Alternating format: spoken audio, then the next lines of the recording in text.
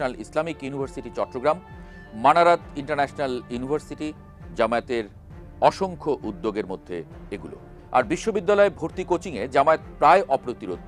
বেশিরভাগ বড় কোচিং সেন্টারের মালিকই জামায়াতের সাথে সংশ্লিষ্ট। এছাড়া বন্যা, ঘূর্ণিঝড়, দুর্যোগে জামায়াতের ত্রাণ পৌঁছে সবার আগে। দুস্থ নারীদের জন্য আছে আশ্রয় কেন্দ্র। প্রতিটি জেলা, উপজেলা, ইউনিয়নে জামায়াতের কল্যাণমূলক প্রতিষ্ঠান আছে।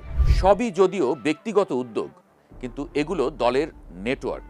রয়টার্স বলছে এই নেটওয়ার্কে মানুষের মন জয় করেছে জামায়াত। সরকারে না থেকেও জামায়াত এত বড় নেটওয়ার্ক গড়েছে, বিএনপি, আওয়ামী লীগ দীর্ঘদিন ক্ষমতায় থেকেও এতটা করতে পারেনি।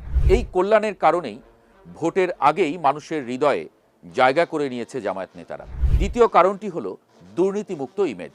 5 আগস্ট 2024 শেখ হাসিনার পতনের পর তার বিরুদ্ধে যত অভিযোগ, তার প্রায় সবই দুর্নীতি